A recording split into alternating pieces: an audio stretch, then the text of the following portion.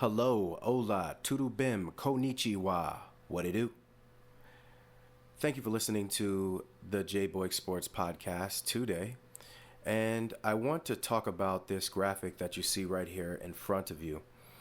And this was Jeff Teague speaking about athletes and where the trouble happens, which is what you see at the end of it. And I did not listen, in full disclosure, to the entire situation where he said this, but I do listen to Jeff Teague and the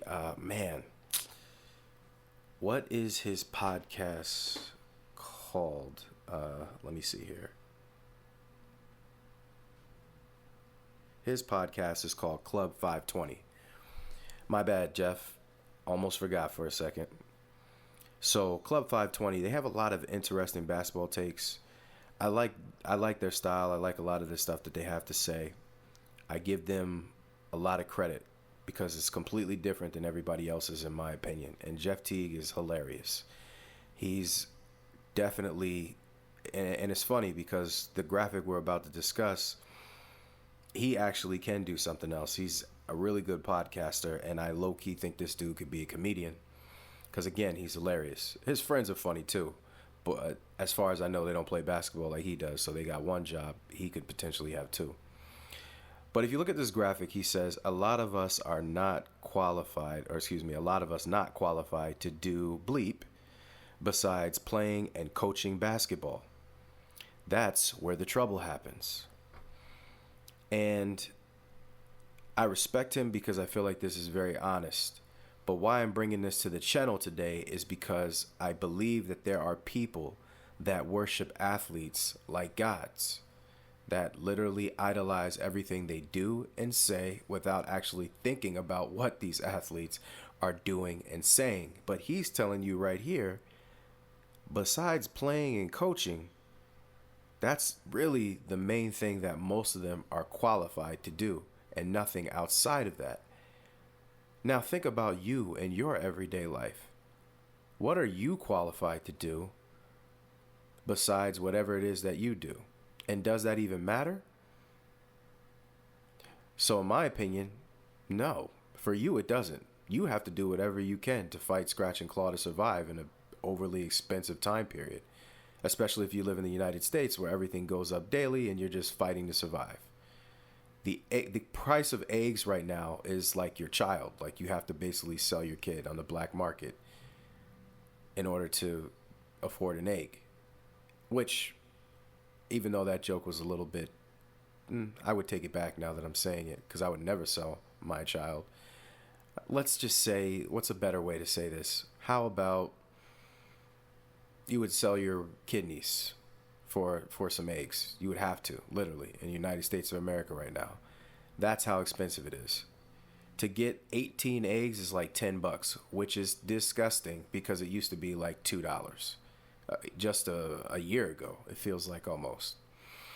So you're sitting out here fighting, scratching, clawing, having to do all these different things, qualify for this, qualify for that, take this certification, pass this class, meet with this person, meet with that person, talk to this recruiter, that recruiter, all to get a job. Maybe you have to start a business because you just can't find anything. There's so many struggles that the average person has. But even Teague is admitting here, most of us are not qualified to do anything besides coaching and basketball. And so once the career ends, you begin to see some of the struggles of some of these people because they never had to be multifaceted. And the money comes fast, the money comes quick, you blow it, and, that's that. Now you're struggling.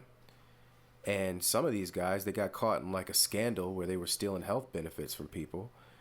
And, that's no good for you. That's no good for your peers in the league. You messed it up for them, making things much harder for them. So, you're not really doing things the right way. And so it just becomes a thing where they have to find other ways to survive outside of basketball. So again, I'm really just bringing this to the forefront because I respect Teague for being honest. It puts him in a tough position. It puts him in a vulnerable position as a former basketball player himself. But I say this to say to you guys, listen, don't be sitting up here idolizing every single thing that every athlete says. And I don't even think most of them will take this personally, because we're seeing more and more athletes that don't want to be role models. Charles Barkley said at one time that he didn't want to be your role model. And I don't know how serious he was about that, because it ended up being a commercial, and it was actually probably one of the best commercials of all time. And Charles Barkley is always kind of, you know, he's up and down with some of the things he says, as far as like whether you can take it for face value, because he's a funny dude, like if you watch him on TNT. But you usually know when he's playing and when he's serious. So I don't mean that disrespectfully to Sir Charles. But again, this just shows that you can't be idolizing people that they have a skill set, right? And their skill set is no different than yours. It's just they get paid a lot more to do it. And there's some perks that obviously you don't get with your job, most people. And they get a lot more money, like I said. Let me mention that again, which requires more exposure. But it doesn't mean that they're perfect angels that you need to follow all around all the time. I'm not saying that they are bad people that you shouldn't, follow certain aspects of them and things of that nature. But when you're picking a player or an athlete that you really like, that you want to support, I would just say to you, make sure you're picking the person that you think really has the same values and the same standards and codes that you stick to. And if they don't, you could just like them for their ability to be a great athlete. That's also fine. That's okay. That's not against the law. It's not illegal. But at least just recognize the difference between the two. Just because somebody else has bad habits doesn't mean you have to go and join them in bad habits. You can actually just love and appreciate somebody for a specific skill set. You don't have to be in love with the whole idea of the person and make all the bad decisions that they make and say all the bad things that they say, or do all the bad things again that they do. But I find that, unfortunately, people that are so invested in these athletes and wanting to follow them, no matter what bad habits and mistakes that those athletes have, they pick up and they want to be just like that. And that's where things can become dangerous. But should we be blaming the athletes? No. You're your own person. You have to grow your own teeth. You need to be a responsible human being. And that means making decisions for yourself and knowing that every other human being on this planet is another human being on this planet. They're not your God. You're not required, nor should you idolize them. When they're right, they're right. When they're wrong, they're wrong. Just like you and I are. Just like if you had a friend that was narcissistic because they had more than you, you're not going to want to be around them long. Or you shouldn't be. That's an unhealthy, toxic relationship. Maybe you're just hanging out with them for clout. You look good around them. And that's not really good. So to that extent, there are some people that do that in their actual regular life with people that are not super rich and super famous.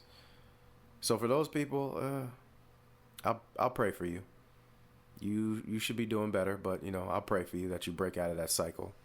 But for those of us that have normal, really good, solid relationships that are fulfilling and healthy, that you should be able to approach your friend and tell them when they're doing something out of pocket, and they should be able to approach you. So some of these people, again, these athletes, have been catered to their entire lives and just have been around yes men. So some of them make poor decisions. And again, I'm not putting all the blame on them, because you have to make your decisions for your life as well. So in closing, I'll just repeat myself one more time. Whoever you decide to follow and support, make sure that you're following and supporting the people that share your standards and your values. And if they don't, then just support their athletic ability. You don't have to support every single thing that they stand for. So I appreciate you listening to this episode of the J Boy Sports Podcast. It's a little bit of a different episode here, but my goal in this channel is not necessarily just to cover sports. Sports is a microcosm of life. Life is the grander scale, but sports is preparing you in many ways for life, and it's parallel to life. The values you have in sports are usually the values you take into your regular life. So be careful what values and standards you're taking into your personal life. Thank you. Please like, share, and subscribe. I would really appreciate that. Much love.